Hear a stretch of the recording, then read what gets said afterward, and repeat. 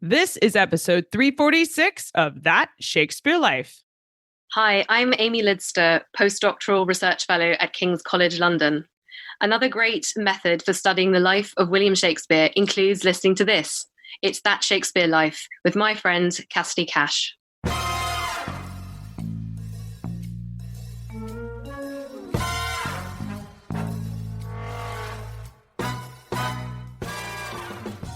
Barrow used the terms emigraina, and he used the English term migraine.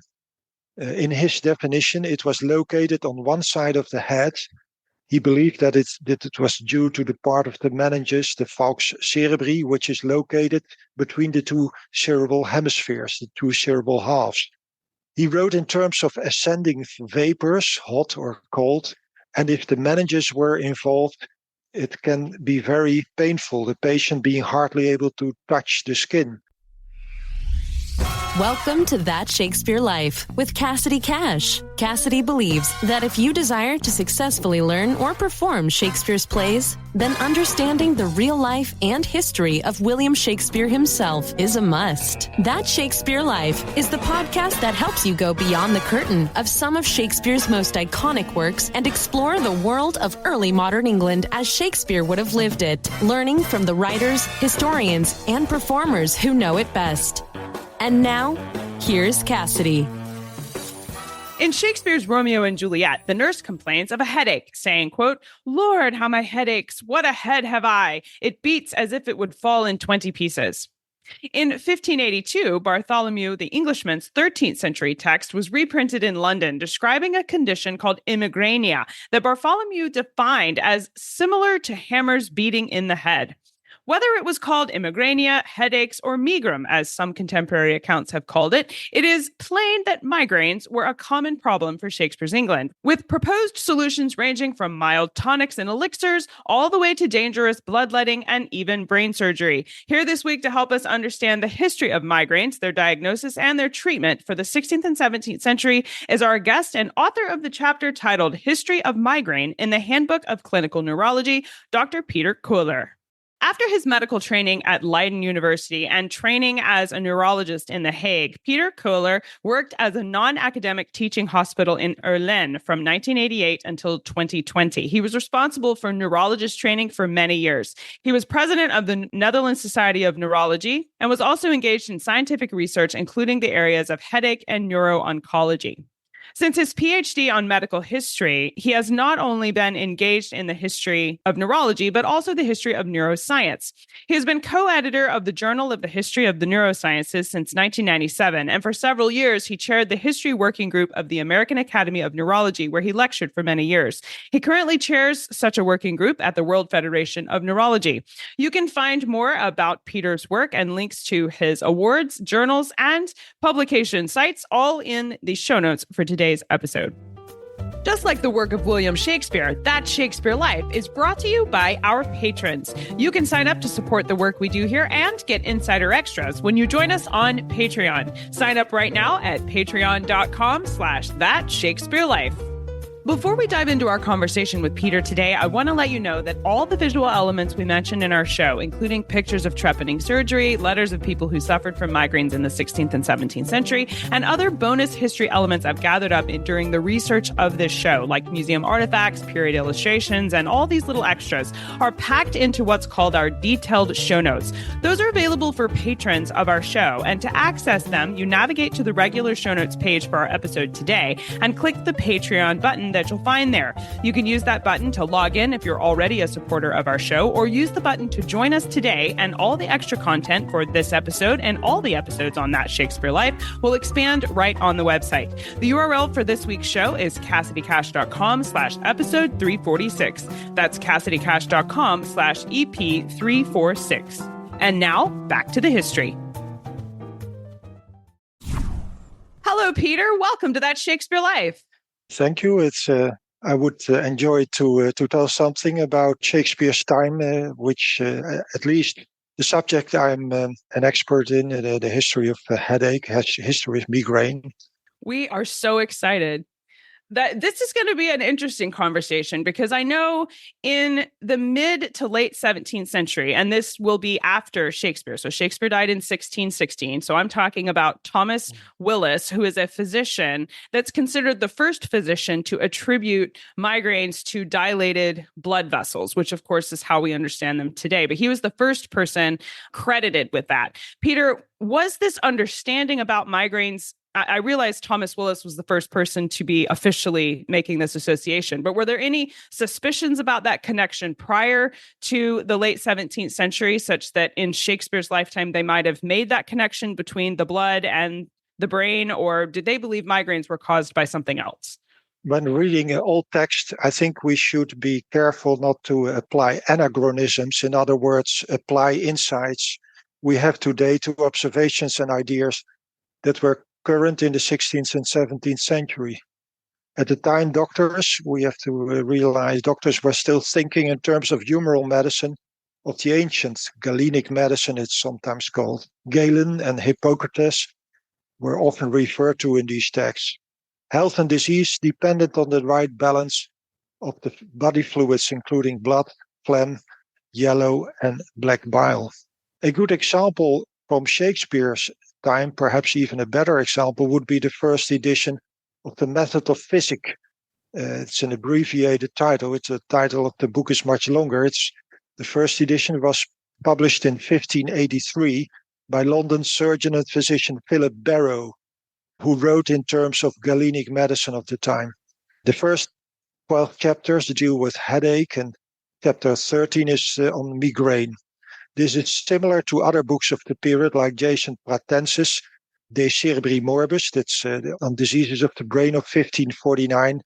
And another Dutch person was Peter Forestus, whose work was published, or at least written down, in the last 2 decades of the 16th century.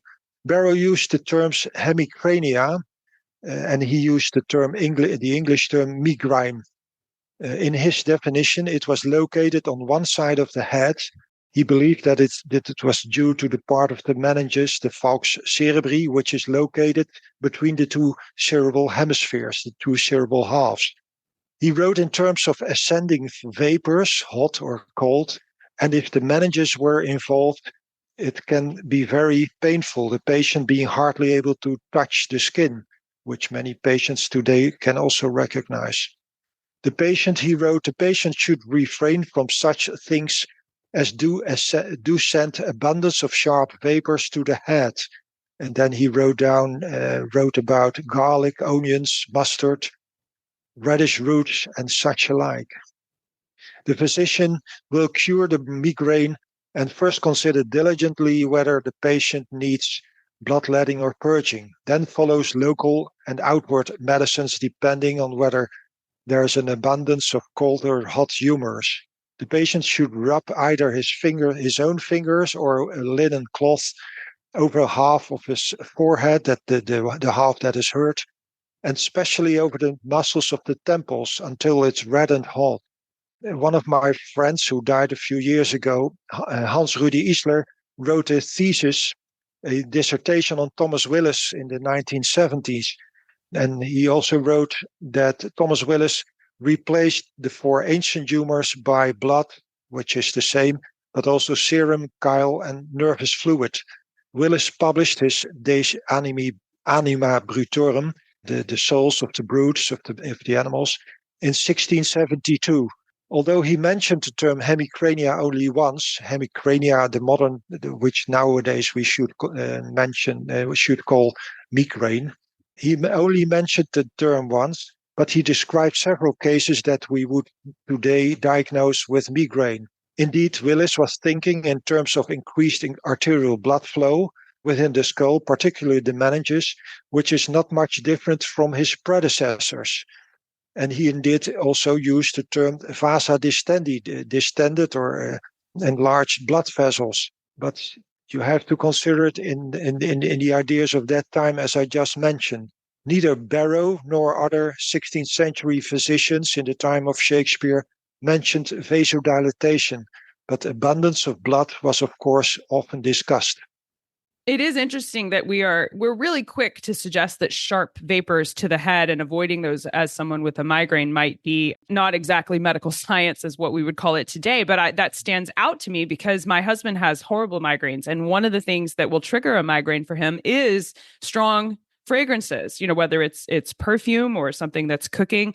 So there is an association between what you're breathing and the migraine. So it's really interesting to see that there was a development of an understanding of migraines and not what we tend to think of as, oh, they had it all wrong, is kind of how we like to apply to the past, is they had it all wrong and we have it all right now.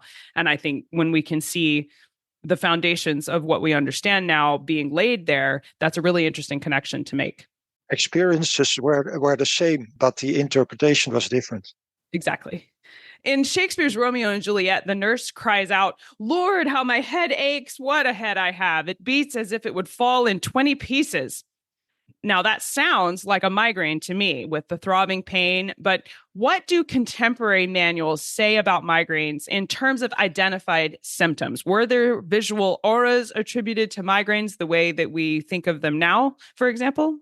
In his 1583 book, which I just mentioned, it's a book on medicine, Philip Barrow describes symptoms including pain on one side of the head, often periodic. He used the term fits, felt on the skull or deep in the brain, sometimes the temples. 16th century Dutch physician Forestus wrote, "A painful condition, which they call hemicrania, occurs around the middle of the head, usually aggravated by the blood flow, by the outflow of vapors or humors, which cause damage by being either abundant or by heat or by cold. The most sharp pain is felt at the temples or the temporal muscles." Although the phenomena were described previously, the term aura, from Greek breeze or wind, was already used in the Greco-Roman period, but usually reserved for epileptic symptoms. Only during the 19th century did the term become associated with migraine. The phenomenon we call migraines aura today was described and associated with headache only by a few physicians in the 17th century, but much more during the 18th and particularly during the 19th century. In a letter written in 1590, one man named Francis Thompson writes, quote, "I am much troubled so by the migraine and sciatica in my hip," end quote. Thompson's letter is presented as an example of someone who suffered from migraines in a chronic way. Later in the 17th century, and way past Shakespeare, another author in 1661 defines someone with chronic migraines as, quote, hemicranic, because they suffer from the sickness called megrym or hemicrania. Peter, explain for us the distinctions here between hemicrania compared to megryms and other kinds of diseases that are associated with head pain. Were they creating categories in Shakespeare's lifetime, and what were the distinctions between them? Well, I doubt whether it were really different types of hemicrania.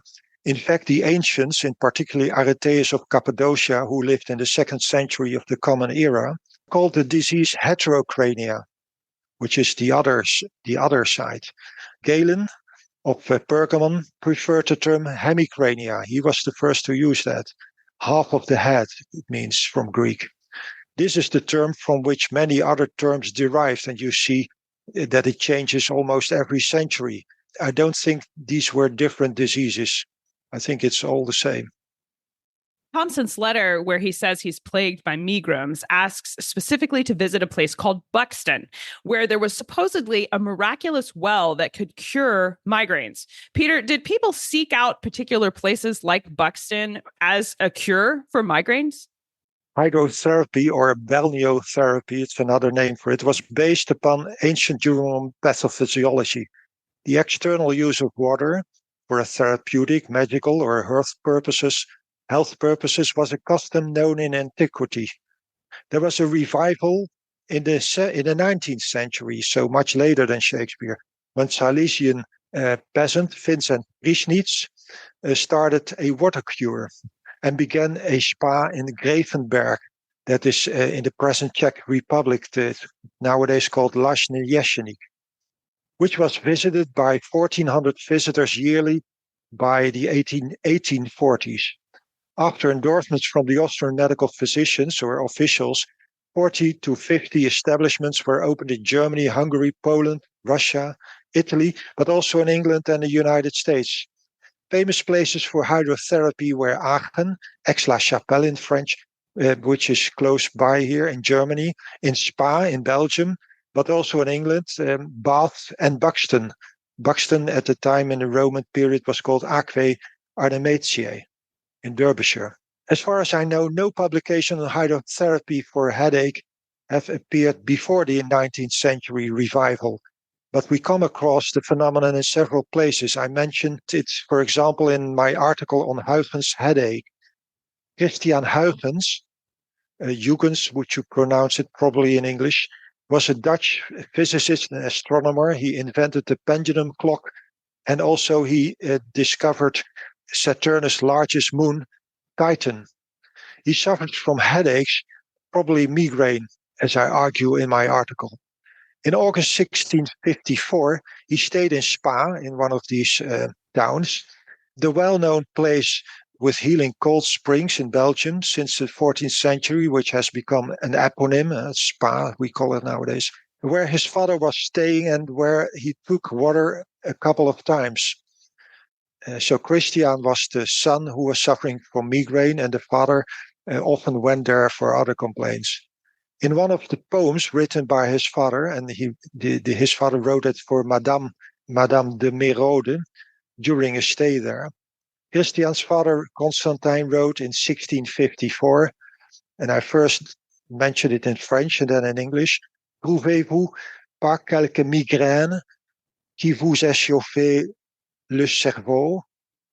Si ma conjecture n'est vaine, il vous reste tant soit peu d'eau. In English, it would, translated really mean, don't you feel any migraine that sets your head on fire? If my diagnosis is right, water is the only cure to save you. It makes sense that they would make that connection, being based on what you've mentioned about the Galenic medicine and the balancing of the humors, that they would turn to water based on the heat in the head. Another treatment for migraines, besides seeking out healing waters, was trepanning. It might also be called trepanning. I've read about this, but I don't actually know how to pronounce the word. But it's when you would bore a hole into the skull to relieve the pressure that you were feeling. Peter, explain how this operation is performed and give us an idea of how accepted this seemingly drastic treatment for migraines might have been for Shakespeare's lifetime. Yes, it would indeed have been drastic, as we know now, but probably as far as back as the ancient times, most forms of headaches are harmless. The single most indication for trepanation was a depressed skull fracture over the centuries.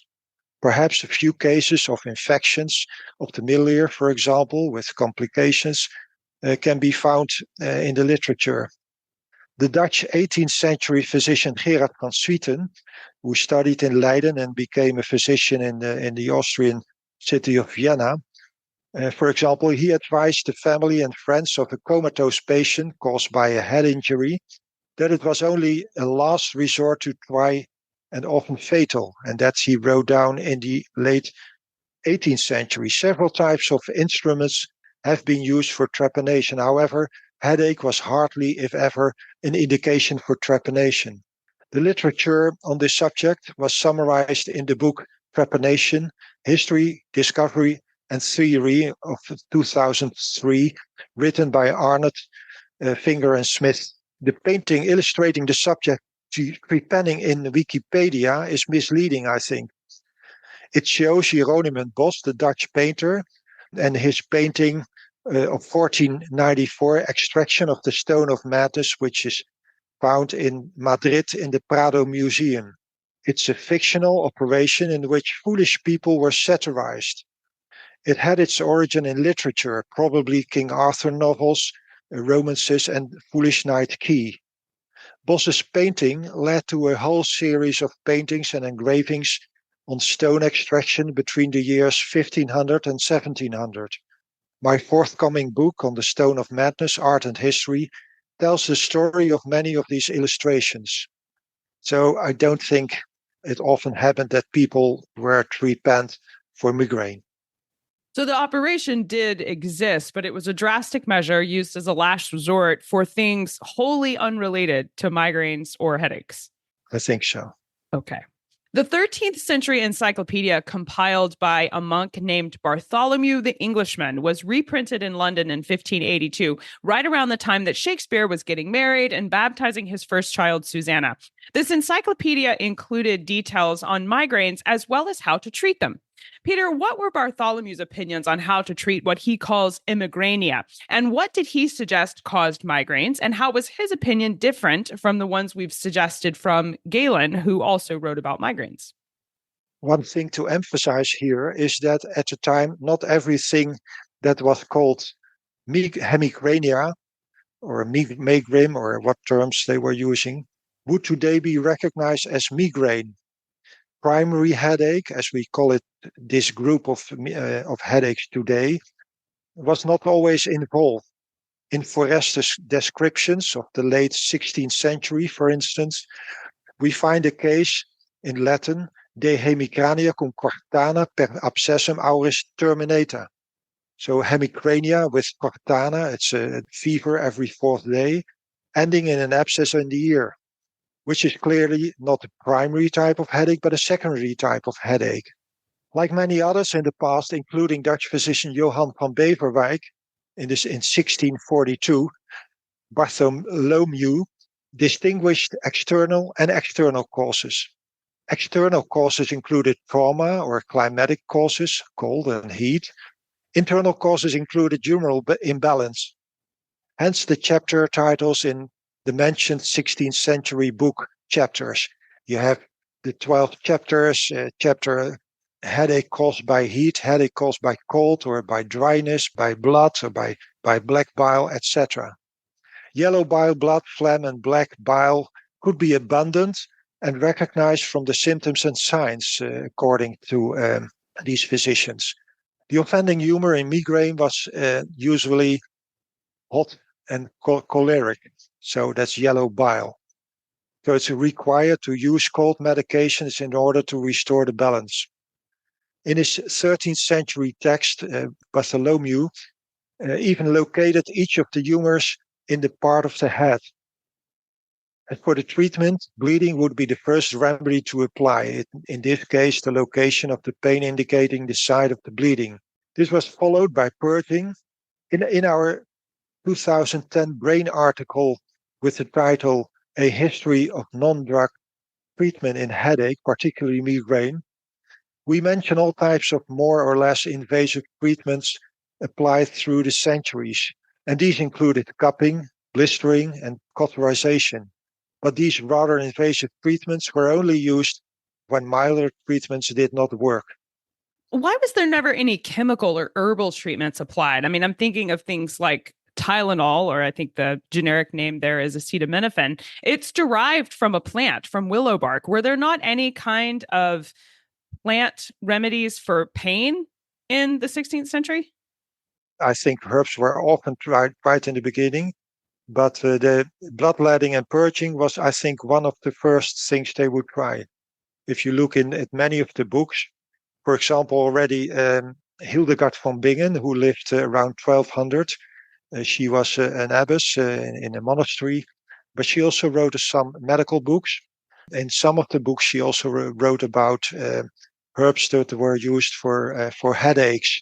Of course, many monasteries who were treating, where people were treated for diseases, but they also received pilgrims and people without a home or something.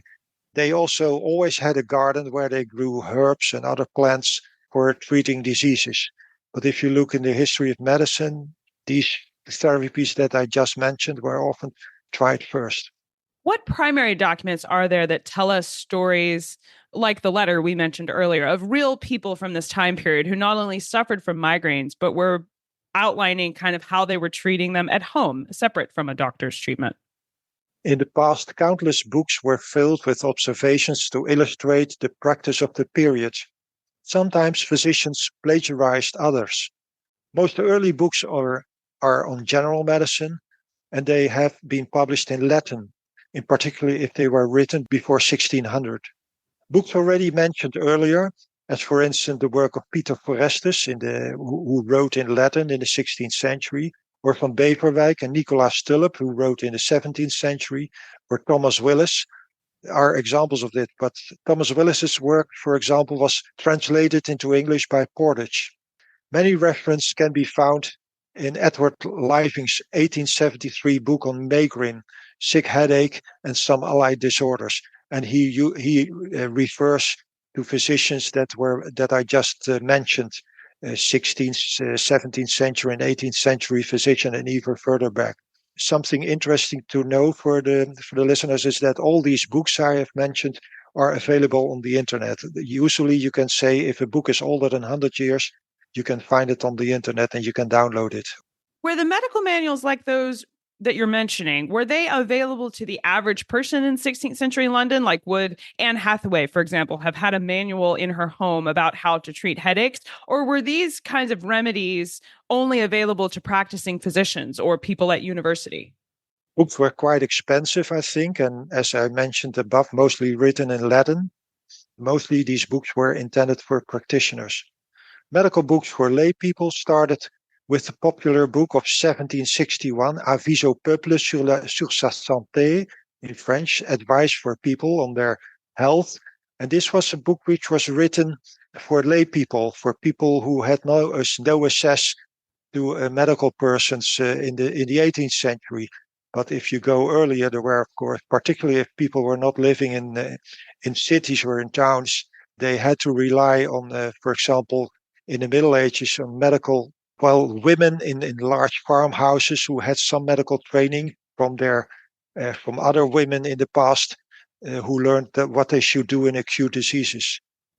Well, speaking of books that we should check out to learn more, I know that you know perhaps more than most on the history of migraines, and we would love to ask you, where should we begin? If we're new to this topic, if we're new to this section of history and we want to learn more, what are a few reliable resources you would point us towards as a starting point?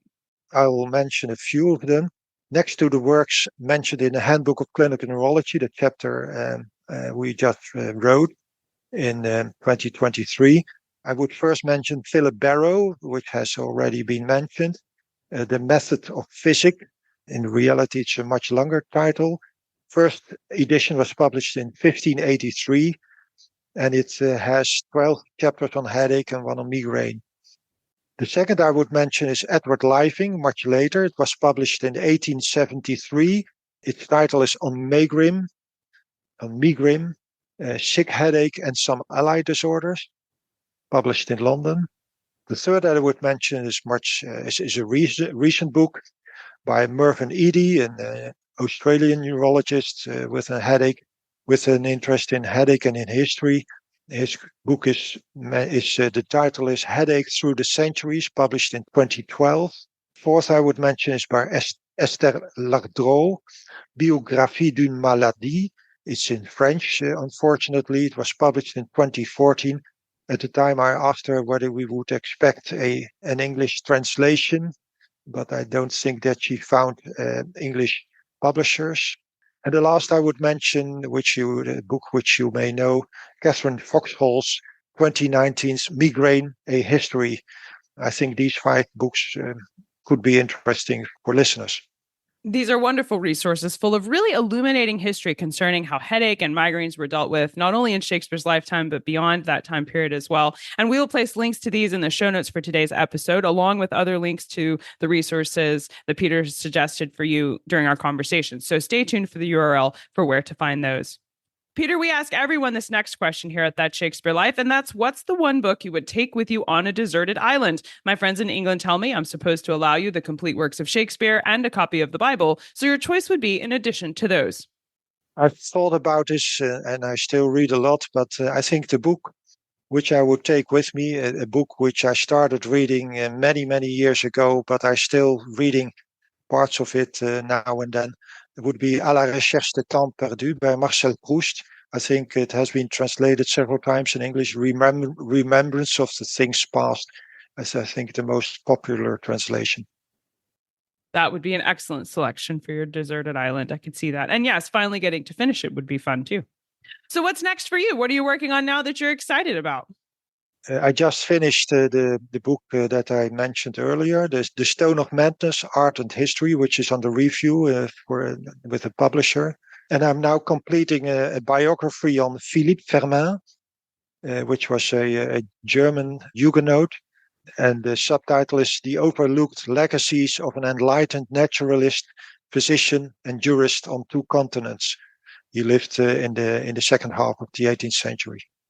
I will place links to Peter's latest book in the show notes for today, and I know we'll look forward to your future work as well. Peter, this has been a really exciting conversation looking into headaches and migraines for Shakespeare's lifetime, how they were dealt with, and the people who had them, and the doctors that treated them. And we really appreciate you being here to share this history with us. It was a pleasure to do. The list of resources and recommendations we've been talking about today, along with more information about Peter and all of the articles that he's written on neurology, neuroscience, and the history of migraines, can be found in the show notes for today's episode. Our show notes this week are available at CassidyCash.com/episode 346. That's CassidyCash.com/EP346. That Shakespeare Life is researched and produced by me, Cassidy Cash. Our audio engineer is Gary Mayholm. That's it for this week. Thank you for listening. I'm Cassidy Cash, and I hope you learned something new about the Bard. I'll see you next time. Bye-bye.